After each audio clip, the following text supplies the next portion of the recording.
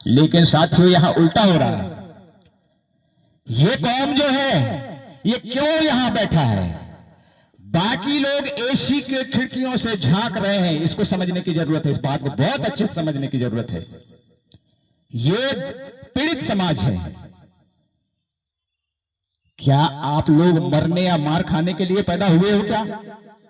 मुझे बताएं, हम उनसे पूछना चाहते हैं। इस समाज को इतना हल्के और कमजोर समझने की भूल मत करना। ये वो कौन है?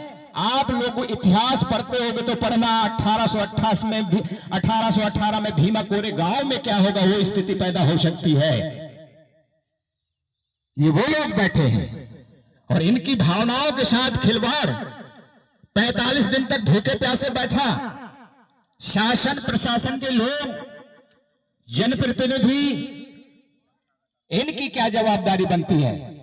हमारे जो आदिवासी नेता हैं, हमारे जो चुने हुए आदिवासी नेता लोग हैं, जो पार्लियामेंट में हैं, लोकसभा में है, विधानसभा में है, उस जगह पर भेजे हैं उनको जहां पर कानून बनते, दुनिया की तकदीर लिखी जाती है।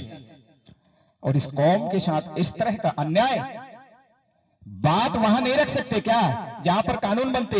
ये तो रैलियां निकाल कर कीर्तन करवाते हैं, उससे क्या बांध रुकेगा? कीर्तन करने से नहीं रुकेगा। अभी आप लोगों ने देखा होगा, सुना होगा, हमारे सम्माननीय उमंग सिंह सिंगार जो बीजेपी के नेता हुआ करते हैं, उन्होंने कहा है, हमारे रिलीजन के ऊपर बात किया है। क्या आपको इसके पहले जब इतने लंबे समय तक कांग्रेस की शासन रही, उस समय नजर नहीं आया ये 8वीं अनुसूची में गोंडी भाषा को? हमारे सम्माननीय फग्गन सिंह कुलस्ते जी ने कहा है कि गोंडी भाषा को 8वीं अनुसूची में अंकित किया जाए।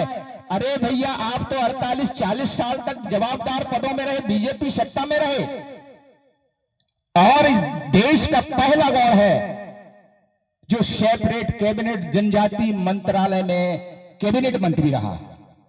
उस समय इसको भाषा की याद नहीं आई कि 8वीं अनुसूची में। खुद को भी गोंडी आती है कि नहीं आती? दिग्विजय सिंह बोल रहे हैं कि गोंडी भाषा को 8वीं अनुसूची में लागू किया जाए। बीजेपी के कद्दावर नेता लोग बोल रहे हैं, जब इनकी सत्ता, इनको तो 2 मिनट में बैठ के टाइम लगता है, भाषण देने की जरूरत है क्या? सदन में बैठना है। सदन कब चलते हैं? ऑर्डिनेंस लाकर, अध्यादेश लाकर, कभी भी किसी भी समय किसी भी कानून को वहां इंप्लीमेंट किया जा सकता है, ये सच्चाई है। लेकिन नहीं, बेवकूफ भी उन्हीं को बनाया जाता है जो बेवकूफ हुआ करते हैं। भाई, चतुर आदमी को बेवकूफ नहीं बना सकते, क्योंकि हमारी तो एक आदत है। साथियों, ये बात है, भाषण आप लोग सुनते रहते हैं, इस बात को मैं बार बार पुनरावृत्ति कर रहा हूं। भाषण देना बिल्कुल सच्चाई कला है, सीख जाते हैं, हम लोग भी सीखे हैं। लेकिन उसके विचार, उसकी थीम, उसकी बेसिक चीजों को समझने की, आप किस परिस्थितियों में गुजर रहे हैं, क्यों बैठे हैं, क्या शौक है आपके, घर में काम धंधा नहीं है क्या? वो 45 दिन तक क्यों बैठा? वो बीडीसी इसलिए बैठा क्या कि उसको कोई तकलीफ है? वो पढ़ा लिखा आदमी है, एजुकेटेड आदमी है, वो समझता है हमारे हक और अधिकार, फंडामेंटल राइट को। यहां पुलिस प्रशासन अपनी चमचमाती धूप में अपनी सेवाएं दे रहे हैं, उनको मैं बहुत बहुत धन्यवाद ज्ञापित करना चाहूंगा, क्योंकि उनको लाइन ऑर्डर मेंटेन करना है, इसलिए वो यहां आए, आपके भाषण सुनने नहीं आए। साथियों, ये है कहानी। और हमारे मीडिया के बंधु हैं, उनको भी धन्यवाद देते हैं, हमारी चीजों को कवर कर रहे हैं। और साथियों, एक खास चीज, मैं भाषण नहीं बताऊंगा, भाषण देने नहीं आया हूं। अभी अभी एक जानकारी मिली, एक नोटिफिकेशन जारी हुआ है शासन से, मतलब राजपत्र। उस राजपत्र में जनजाति कार्य विभाग ने एक आदेश निकाला है कि इस देश के अंदर, प्रदेश के अंदर जितने भी जो बालक छात्रावास हैं, कन्या आश्रम हैं, इनको, जो बालक छात्रावास हैं, उनको राजा शंकर शाह के नाम से नामांकित किया जाएगा। एक दूसरा जो कन्या आश्रम है, उनको रानी दुर्गावती कन्या आश्रम के नाम से उसका नाम नामांकित किया जाएगा। कितनी हंसी और दुख का विषय है। इन चोरों की नींद अभी खुली है। ये तो 1947 के बाद से राजपाट कर रहे हैं ना। कितना लंबा समय तक कांग्रेस ने किया, तब नहीं दिखा इनको कि हमारी संस्थाओं को राजा महाराजाओं के नाम से नामांकित करें। अरे इस देश में इस कौम के लोगों ने 1750 वर्ष तक राज्य किया। ये वो कौम के लोग हैं। इतने दिन छीनते रहे, इतने दिन लोगों को कब तक बेवकूफ बनाओगे? साथियों, ये है समस्या, इस बात की है।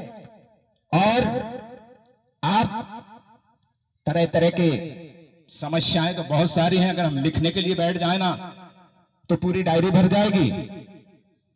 गोंडवाना समग्र विकास क्रांति आंदोलन की अगर हम बात करते हैं तो साथियों बहुत सारे लोग कहते हैं हमको राजनीति से लेना देना नहीं है। अरे भैया सब कुछ है।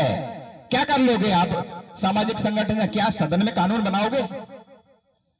आपको प्रवेश दिया जाएगा कि सदन में बैठने के लिए? सदन में बैठने के लिए अथराइज वो होता है जो जनप्रतिनिधि को चुनकर भेजा जाता है, जहां कानून बनते हैं। हमारे गोंडवाना आंदोलन के 4-5 चैनल हैं जिनका डिपार्टमेंट अलग अलग है। गोंडवाना महासभा सामाजिक व्यवस्थाओं पर काम करता है। गोंडवाना गणतंत्री राजनीति करता है, चुनाव लड़ने के लिए काम करता है। जीएसयू है, राजनीतिक नींव पैदा करता है, जो गोंडवाना स्टूडेंट यूनियन है। और भ्रमक संघ का काम है रिलीजन के ऊपर काम करना, धर्म के ऊपर काम। हमके रिलीजन क्या है, धर्म क्या है। और भी जो संगठन है, ये इनके डिपार्टमेंट, इनके विषय सिलेबस अलग अलग होते हैं। कभी कभी हमारे लोग कंफ्यूज हो जाते हैं, राजनीति का विरोध करते हैं। राजनीति नहीं करोगे तो क्या करोगे भाई? राजनीति वो मास्टर चाबी है जिससे हर समस्या का ताला खुलता है। आपको बैठने का मौका मिलेगा क्या किसी भी सामाजिक संगठन में? हम तो कहते हैं राष्ट्रीय अंतरराष्ट्रीय अध्यक्ष बन जाओ। क्या सदन में बैठ पाओगे? नहीं बैठ पाओगे। साथियों, यह है समस्या। आज हम लोग भूखे प्यासे आए। वो बोध सिंह मरकाम का दर्द नहीं है, इस कौम का दर्द है, यहां पर रहने वाले लोगों का दर्द है। शिक्षा तो सबके लिए बराबर है ना। ये बात सच्चाई है कि बीजेपी के आने से शिक्षा में भी भेदभाव हो रहा है। आप लोग समझ पा रहे हैं? नहीं भाई, 8वीं 10वीं तक तो कॉमन कर दिया ना। क्या बोर्ड परीक्षा है? नहीं है। आप लोगों के लिए, आप लोगों को दलिया खाने वाली शिक्षा दी जा रही है। लेकिन उनके बच्चे विदेशों में पढ़ रहे हैं। पता होना चाहिए आपको। मैं किसी जाति कौम के ऊपर बात नहीं करूंगा।